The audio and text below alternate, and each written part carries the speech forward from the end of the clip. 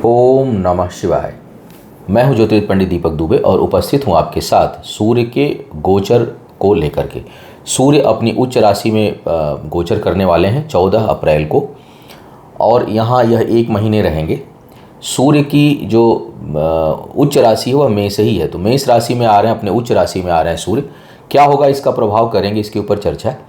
नए दर्शकों को बता दूं कि जो मेरा राशिफल होता है वह लग्न राशि पर आधारित होता है। इसके लिए चंद्र राशि, नामाक्षर या सूर्य राशि को आधार ना माने, बल्कि अपनी लग्न राशि को आधार माने।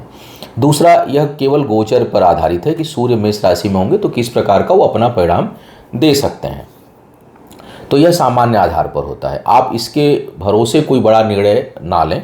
आपको कोई विशेष निर्णय लेना हो तो आपको चाहिए कि आप अपनी कुंडली का विश्लेषण कराएं, उसके बाद किसी निष्कर्ष पर पहुंचें। सूर्य इसमें भी प्रारंभ में थोड़ा सूर्य के प्रभाव और मेष में क्या प्रभाव उच्च के होंगे तो सामान्य प्रभाव क्या देंगे, फिर एक एक राशियों की चर्चा करूंगा और राशिफल के अंत में उपचार की बात करूंगा कि सूर्य से संबंधित चीज़ों को अगर बढ़ाना हो तो आपको क्या करना चाहिए। सूर्य की जो टेंडेंसी है वो थोड़ी मतलब क्विक है, प्रकाश की है, ऊर्जावान है। जैसा आप कहते हैं भाई ग्रहों के राजा ही हैं, और सूर्य के नज़दीक रहने पर सभी ग्रह अस्त हो जाते हैं, प्रभाव अपना खो देते हैं। लेकिन सूर्य जब राहु केतु के प्रभाव में आता है तो सूर्य वहाँ खुद कमज़ोर पड़ जाता है। सूर्य को वहाँ पर जो है वो उसकी ऊर्जा जो है वो क्षीण होती है, या यूँ कहूँ कि उसकी ऊर्जा, उससे संबंधित जिन लोगों पर प्रभाव है उसकी ऊर्जा की जो दिशा है वो भ्रमित होती है। उसकी ऊर्जा की जो दिशा है वो बदल सकती है, गलत हो सकती है अगर जन्म कुंडली बहुत मजबूत नहीं है तो सूर्य जो यहाँ पर आ रहे हैं, एक तो राहु के साथ युति होगी, दूसरा अभी तो नहीं लेकिन जब मंथ एंड आएगा तो शनि की भी नीच दृष्टि जाएगी। आते ही शुरू में केतु के नक्षत्र में राहु के साथ होंगे।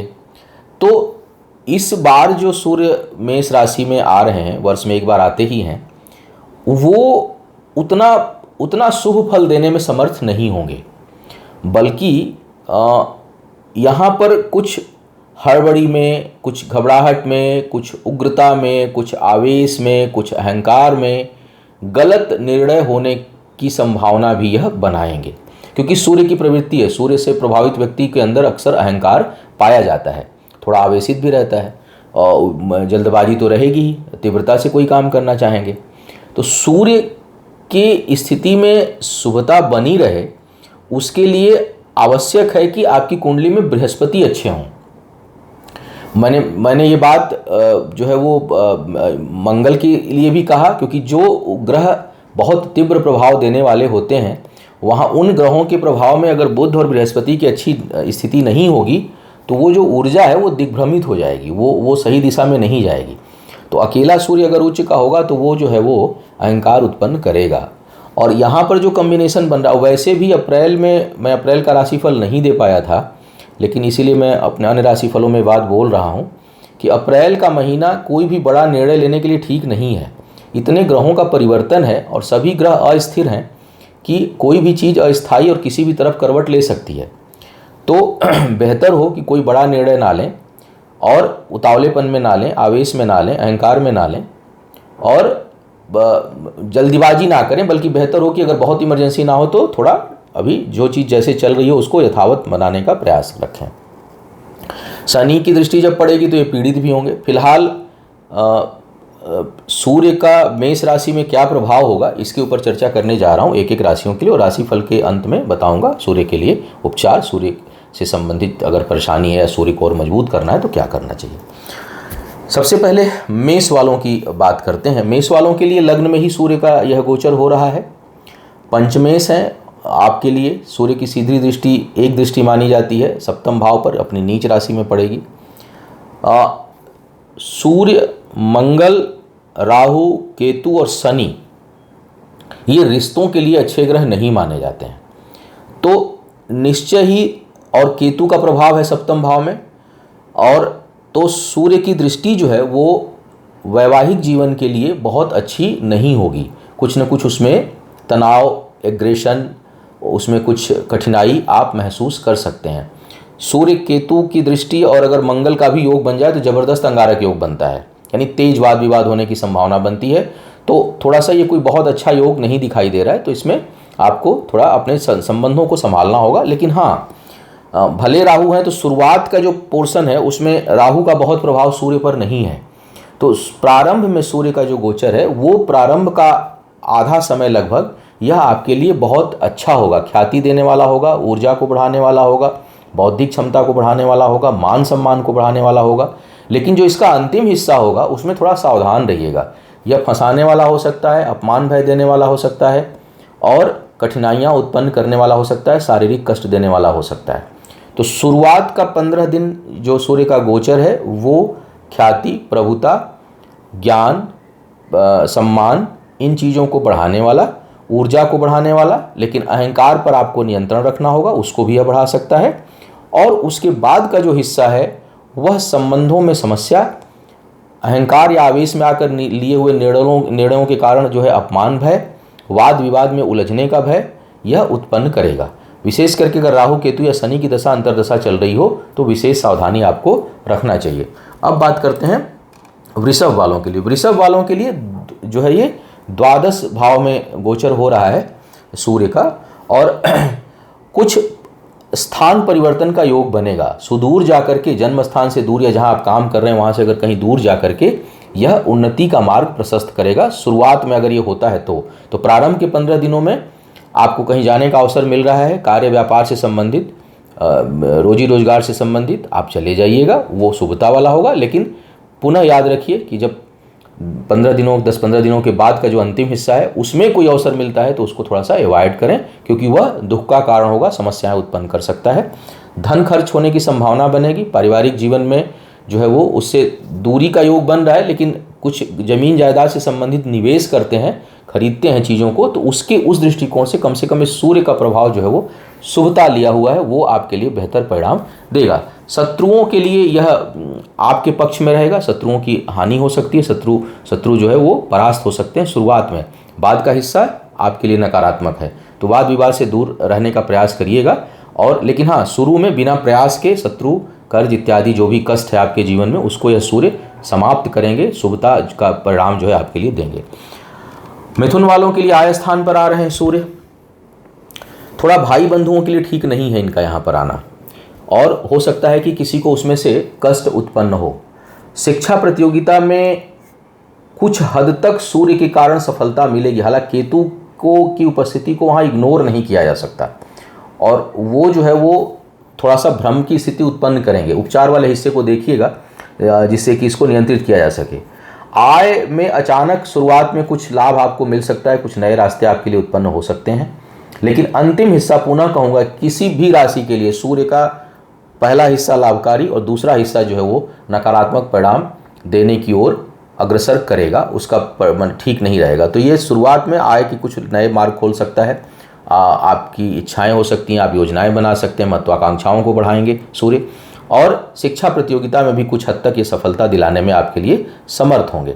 लेकिन अंतिम हिस्सा जो है वो भटकाव उत्पन्न कर सकता है और आय में बाधा उत्पन्न कर सकता है।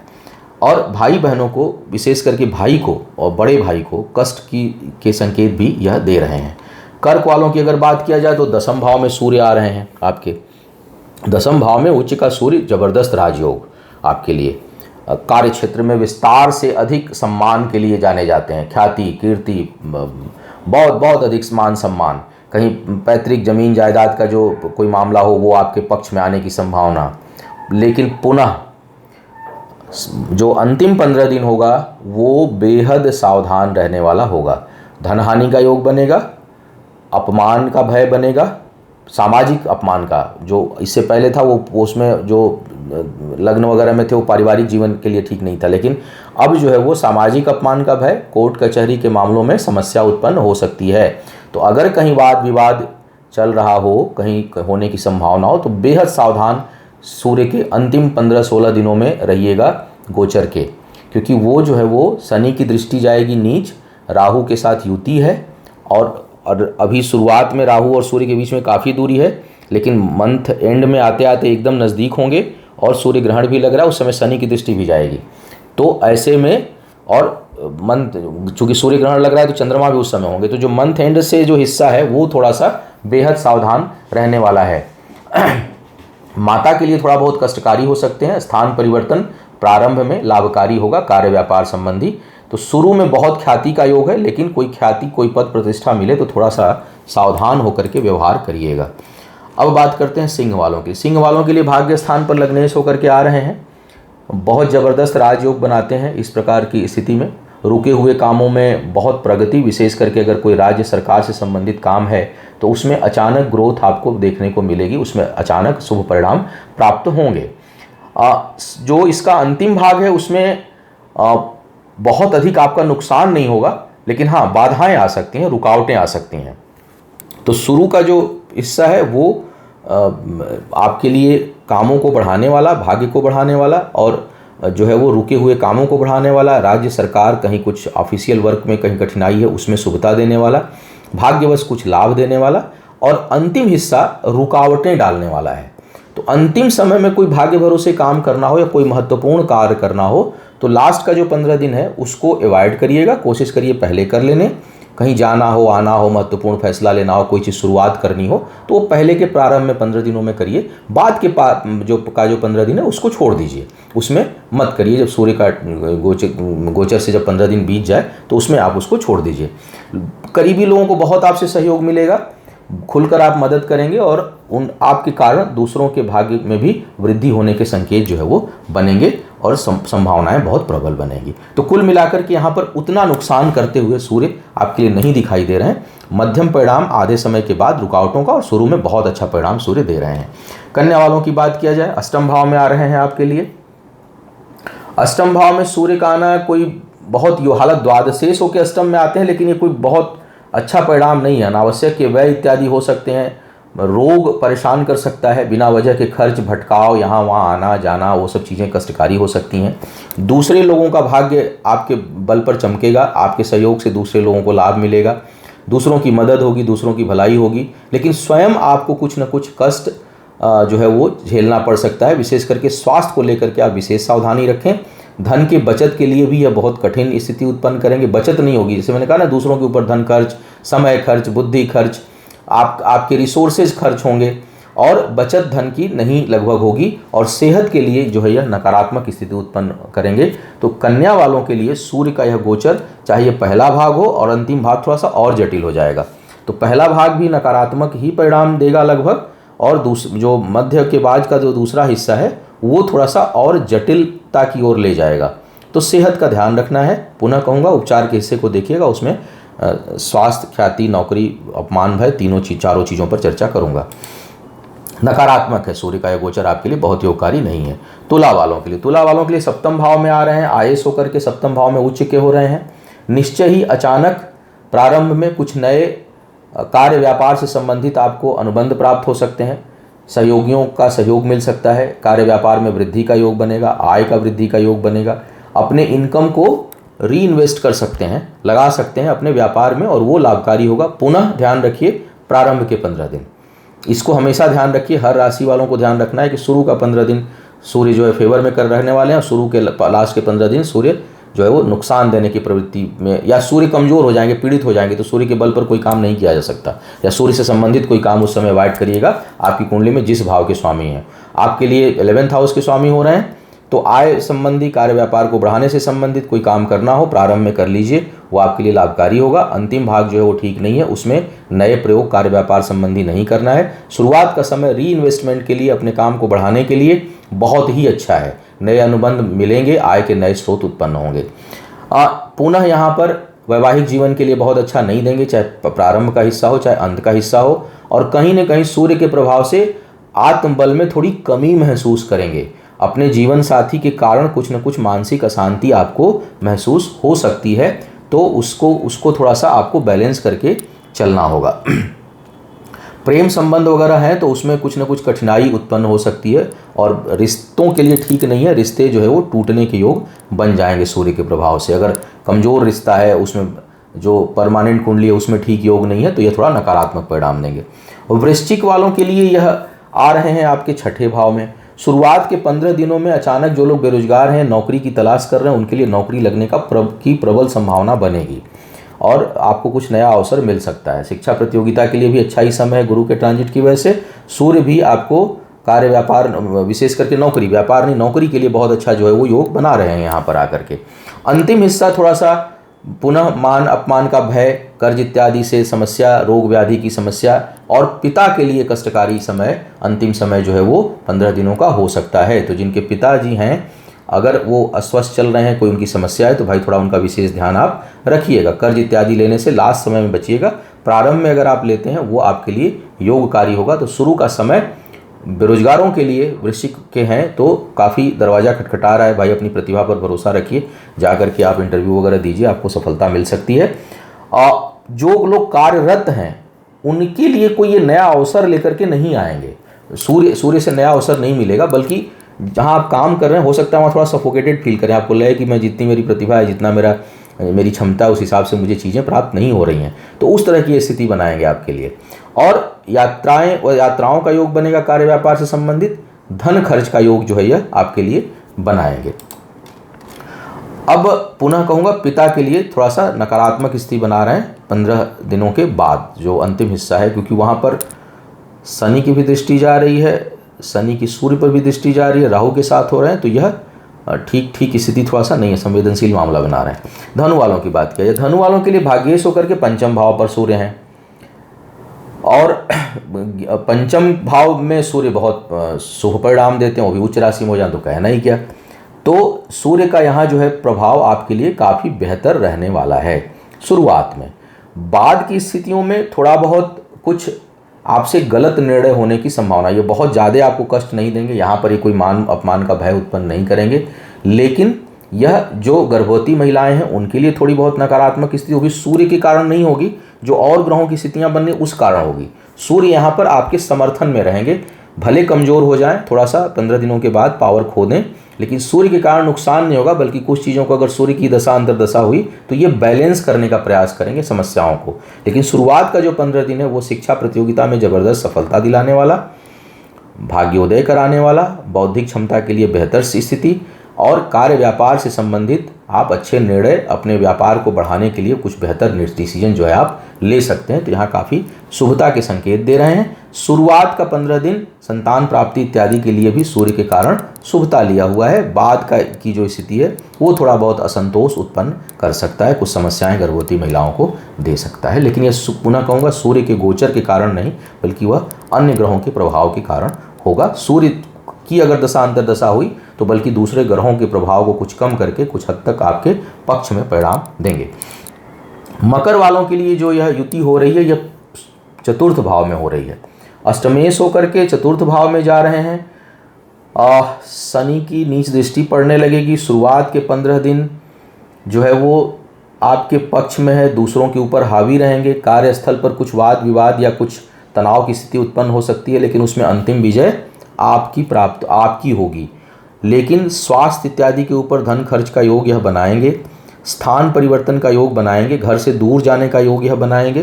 अंतिम हिस्सा माता के लिए कष्टकारी हो सकता है, अपनी माता के सेहत का विशेष ध्यान आपको रखना चाहिए, और सुखों में कुछ कमी जो है 15 दिन जो अंत का होगा उसमें आप महसूस कर सकते हैं। और जैसा मैंने कहा, स्थान परिवर्तन का योग विशेष करके जो निवास है आपका उसके लिए यह प्रबल योग अपने टाइम में बनाएंगे, विशेषकर अगर सूर्य की ही अंतर या प्रत्यंतर दशा इस समय हो तो। राहु शनि इत्यादि की कहीं अंतर्दशा प्रत्यंतर दशा चल रही हो तो माता की सेहत का विशेष ध्यान आपको रखना है। कुंभ वालों की बात किया जाए, कुंभ वालों के लिए तीसरे भाव में आ रहे हैं, सप्तमेश होकर के उच्च के हो रहे हैं, इसलिए यहाँ पर वैवाहिक जीवन के लिए थोड़ी अच्छी स्थिति यह उत्पन्न करेंगे। हालांकि त्रिक भाव में सप्तमेश का जाना मैंने नहीं देखा कि कोई बहुत बढ़िया परिणाम देते हैं, लेकिन चूंकि सूर्य की जो स्थिति वो प्रभावशाली और शुभता लिए हुए, इसलिए कुछ अच्छी स्थिति यह उत्पन्न करेंगे। कुछ शुभ समाचार मिल सकता है, जो लोग अविवाहित हैं उनके लिए कुछ बेहतर योग बन सकता है। पुनः पहले के प्रारंभ के 15 दिनों में, 15 दिनों के बाद तो फिर शनि की भी दृष्टि आने लगेगी, तो वो बहुत मुश्किल हो जाएगा चीज़ों को फाइनल करना, लेकिन शुरुआत में यह योगकारी होंगे। करीबी लोगों की मदद करेंगे, ऊर्जा बहुत अधिक रहेगी, लोगों को सपोर्ट करने की क्षमता बहुत अधिक आपके अंदर रहेगी, इच्छा शक्ति जागृत होगी, आप करेंगे भी। भाग्य पक्ष जरूर थोड़ा सा कमज़ोर होगा, भाग्य पक्ष के लिए बहुत अच्छा यह परिणाम नहीं देंगे। कार्य व्यापार में जरूर वृद्धि होगी, साथी दोस्तों की का मदद मिलेगा, अब दूसरों की को भी सहयोग करेंगे, और सहयोग की भावना, सहयोग करने से आपके कार्य में उन्नति का योग जो है यह बनाएंगे। एक बात बहुत अच्छी है कि आपके द्वारा शुरुआत में बहुत मदद होगी, लेकिन हो सकता है कि इस मदद के कारण भी आपको अंत में जो है वो अपयश मिले। हालांकि इससे बहुत बड़ी कोई मान हानि नहीं होगी, लेकिन जिसकी मदद किए होंगे वो कहीं ना कहीं फिर आपको कहेगा, उसके कारण ही आप दुखी हो सकते हैं अंतिम समय में, सूर्य के गोचर के अंतिम समय में। मीन वालों की बात किया जाए, मीन वालों के लिए दूसरे भाव में हो रहा है गोचर, छठे भाव के स्वामी है, धन हानि का योग बनाएंगे। कर्ज लेने से बचिएगा, कर्ज लेने पर दूसरे को लाभ अधिक, आपको हानि अधिक, और कर्ज देंगे इस समय, मिलेगा नहीं। तो थोड़ा सा और कोई नए प्रोजेक्ट पर इन्वेस्टमेंट ना करें तो अच्छा है, क्योंकि यह सूर्य का पहला हिस्सा भी नकारात्मक है, दूसरा हिस्सा अधिक नकारात्मक है। स्वास्थ्य को लेकर के थोड़ा सावधान रहना है, शरीर का निचला हिस्सा भी और मस्तक, शरीर का ऊपरी हिस्सा भी, इसमें दोनों जगह कष्ट हो सकती है। बातचीत जो है वो सोच समझ कर करें, वाणी सोच समझ कर प्रयोग करें। जिससे बोलना तो आता है, लेकिन कब क्या बोलना है ये बहुत लोगों को नहीं पता होता। कई बार ये गलत जो है वो बुलवा करके नए नए शत्रु उत्पन्न करा सकते हैं। हालांकि तेज रहेगा, बृहस्पति लग्न में है, बहुत संतुलन देंगे, एक प्रकार का ये कॉम्बिनेशन अच्छा है। लेकिन जो महीने के अंत में जो दृष्टि योग बन रहा है और जो राहु के साथ जो कॉम्बिनेशन बन रहा है, ये चीज़ों को बिगाड़ने में है। अकेला सूर्य होते फिर तो ज़बरदस्त जो है आपसे काम होता, लेकिन इस समय क्या है कि बोलना रहेगा कुछ, हो जाएगा कुछ, और चूंकि बोलने से चूकेंगे नहीं, वैसे भी अब गुरु लग्न में है, सूर्य दूसरे भाव में, तो ऐसे लोग बर्दाश्त ही कहाँ करते हैं, जो बात है वो सीधा बोलेंगे। लेकिन इस समय कुछ ज़रूरत से ज़्यादा सीधा बोल देंगे, वो लाठी की तरह लग सकता है लोगों को, और इस कारण शत्रु उत्पन्न हो सकते हैं। तो वाद विवाद का भय उत्पन्न करेंगे। आर्थिक बचत के लिए जो है बहुत अच्छी स्थिति नहीं है। शरीर का निचला हिस्सा और शरीर का ऊपरी हिस्सा दोनों प्रभावित हो सकता है। सेहत का थोड़ा सा ध्यान रखें, बोल चाल संभल कर रखें अपनी वाणी को, और आर्थिक मामलों में थोड़ी सावधानी रखें, कर्ज न लें न दें। तो यह था सूर्य के राशि परिवर्तन का प्रभाव। अब बात करते हैं उपचार की कि सूर्य पीड़ित हो तो, या सूर्य को बलवान करना हो तो आपको क्या करना चाहिए। बहुत कॉमन जो उपचार है वो तो है भाई कि नियमित आप सूर्य को अर्घ दे दें, सुबह सूर्य के बीज मंत्र का जप करें, और जो अर्घ दें वो उसमें थोड़ा लाल चंदन, लाल पुष्प, शहद इत्यादि मिला करके जो है वो सूर्य को आप अर्घ दें, वो लाभकारी होता है। दूसरा, अगर कहीं जय पराजय अपमान भय की स्थिति बन रही है आपके लिए, तो आदित्य हृदय स्तोत्र का पाठ करें। साथ ही साथ जो है वो सूर्य की उपासना, जैसे मैंने कहा कि आदित्य हृदय स्तोत्र का प्रयोग करके आप निश्चित करें। अगर पैतृक संपत्ति या पिता के साथ विवाद हो रहा है, या मान सम्मान आपको नहीं प्राप्त हो रहा है, तो सूर्य का जो मौलिक गुण है, जो नेचुरल, जो सूर्य का क्या है, सूर्य जो है एक समान भाव से सबको रोशनी देता है, सबका पालन करता है, सबको पोषण देता है, और पृथ्वी पर जीवन का कारक है। इसीलिए सूर्य को पिता का दर्जा दिया जाता है। वही भाव अपने अंदर अपनाइए, चाहे आप किसी भी उम्र के हैं। भेदभाव से परे होकर लोगों की मदद करना, लोगों की सेवा करना, लोगों का पोषण करना, और बिना किसी स्वार्थ के अगर आप ये करने लगते हैं, तो सूर्य को मजबूत करने का इससे अच्छा कोई तरीका नहीं। क्योंकि जब हम सोच में परिवर्तन लाते हैं तो वो हमारे ऑरा को बदलता है, हमारी अपनी एनर्जी को चेंज करता है। फिर आप पूजा करें ना करें, जप करें ना करें, क्योंकि आपकी एनर्जी सूर्यवत हो गई। तो सूर्य को आदित्य हृदय स्तोत्र जपने की जरूरत तो है नहीं, सूर्य क्यों आदित्य हृदय स्तोत्र करेंगे। तो जब आप सूर्य की ऊर्जा को आत्मसात करते हैं, कई बार लोग पूछते हैं कि पूजा पाठ ना करें तो क्या करें, तो मैं बात बोलता हूँ कि आप पूजा पाठ ना करें तो उस ग्रह का जो मौलिक गुण है, उस गुण को अपने अंदर जागृत करिए, ताकि आप खुद सूर्य की तरह जो है वो दीप्तमान हो जाइए, आपके अंदर खुद प्रकाश हो जाए। तो सूर्य विष्णु का भी प्रतिनिधित्व करते हैं। विष्णु माने क्या, पालन करता है। लोग पूछते हैं लक्ष्मी टिकती नहीं, लक्ष्मी क्यों नहीं टिकती, क्योंकि आप कंजूसी करते हैं। लक्ष्मी कब टिकेगी, जब विष्णु स्वरूप हो जाएंगे, यानी सबका पालन करने लगेंगे। अपने पास कुछ नहीं रखना, अपने तो कहीं सो जाएंगे, सांप पे भी सो जाएंगे, लेकिन अपने साथ के जो लोग हैं उनका हम भरपूर पोषण करेंगे। जितनी मेरी क्षमता ईश्वर ने दे रखी है, यकीन मानिए कभी धन नहीं कम होगा, कभी दरिद्रता नहीं आएगी, और कभी अपमान का भय नहीं होगा। तो सूर्य को मजबूत करने का इससे कोई अच्छा उपचार नहीं है। किसी भी धर्म के हो, पूजा पाठ नहीं करना चाहते हो, तो सूर्य के नेचुरल गुण को आत्मसात करिए, ये सबसे बेहतर उपाय है। तुरंत नहीं होगा, प्रवृत्ति में परिवर्तन धीरे धीरे होता है। निस्वार्थ भाव से लोगों की मदद करिए, जो भी आपके आश्रित हों उन सबको जो है वो आप बेहतर रूप से भरण पोषण करिए। आपके पास भले कम कुर्ता पहन लें, कम कपड़ा पहन लें, कम घड़ी पहन लें, लेकिन अपने साथ के लोग हैं उनको भरपूर ऊर्जा दीजिए, ताकि लोगों को लगे कि हाँ कोई हमारे साथ है। तो ये जब प्रवृत्ति आप अपना लेंगे तब बहुत आपको राहत मिलेगी। लेकिन अभी अगर वो प्रवृत्ति नहीं है, शुरुआत में कुछ कठिनाइयाँ हैं, तो आप आदित्य हृदय स्तोत्र का पाठ करिए, सूर्य को अर्घ दीजिए। केस मुकदमों की संभावना में गजेंद्र मोक्ष बहुत काम करता है, वो आप प्रयोग कर सकते हैं, उससे आपको राहत मिलेगा। और सूर्य पीड़ित हैं, दिक्कतें सूर्य के कारण हैं, तो थोड़ा नीले और ग्रे कलर के कपड़ों को अवॉइड करिए, वो जो है आपको दिक्कत उत्पन्न करेगा। बेहतर हो कि सफ़ेद क्रीम कलर का अधिक आप प्रयोग करें, ताकि सूर्य की ऊर्जा और जो है वो बढ़ी रहे आपके लिए। तो यह था इस सूर्य के गोचर का होने वाला संभावित प्रभाव। उम्मीद है आपको मार्गदर्शन मिला होगा। आपका आने वाला समय शुभ हो, आयु आरोग्य और ऐश्वर्य की वृद्धि हो। इन्हीं शुभकामनाओं के साथ आपसे विदा लूँगा। पुनः मुलाकात होगी किसी नए विषय पर, तब तक के लिए मुझे आज्ञा दें। ओम नमः शिवाय।